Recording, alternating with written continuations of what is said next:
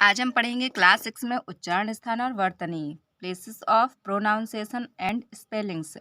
वर्णों के उच्चारण स्थान। देखिए, वर्णों के उच्चारण की चेष्टा करते समय फेफड़े श्वास वायु को बाहर धकेलते हैं। इस श्वास वायु की मुख से बाहर निकलते समय कई गतियां होती हैं।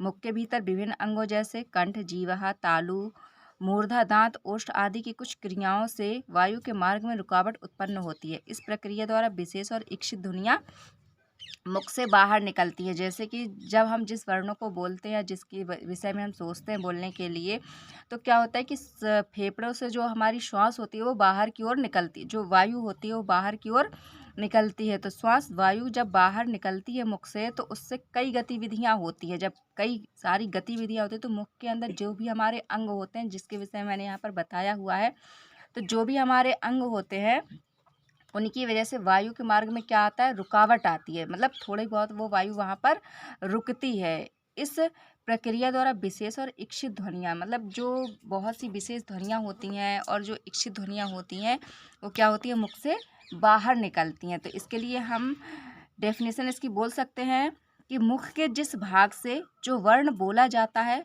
वह भाग उस वर्ण का उच्चारण स्थान कहलाता है। ठीक है, कि जब हम मुख से जिस भी वर्ण को बोलते हैं तो वह भाग उस वर्ण का क्या हो जाता है, उच्चारण स्थान बन जाता है। नेक्स्ट है वर्णों के उच्चारण स्थान निम्नलिखित प्रकार से है। तो देखिए, जैसे हमारा फर्स्ट है कंठ, तालु, मूर्धा, दंत, ओष्ठ, दंतोष्ठ, कंठोष्ठ, कंठतालु और नासिका। चलिए, उच्चारण स्थान के आधार पर वर्णों को विभिन्न नामों से पुकारा जाता है। जो उच्चारण स्थान होता है, जो वर्णों का उच्चारण स्थान होता है, तो उनकी वजह से हमारे जो वर्ण होते हैं उनको हम कई नामों से बुला सकते हैं। जैसे कि हमारा कंठ वर्ण है। देखिए, चलिए कंठ वर्ण को देख लेते हैं हम।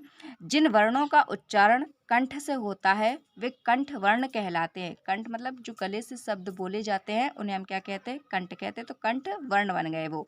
जैसे कि छोटा, बड़ा, अहा, क, ख, ग, ग, घ, ण और हा। तो ये हमारे क्या है, ये हमारे कंठवर्ण है। क्यों? क्योंकि इन्हें हम कंठ से बोलते हैं। चलिए, नेक्स्ट वीडियो में हम देखेंगे तालु को। तब तक के लिए लाइक एंड सब्सक्राइब।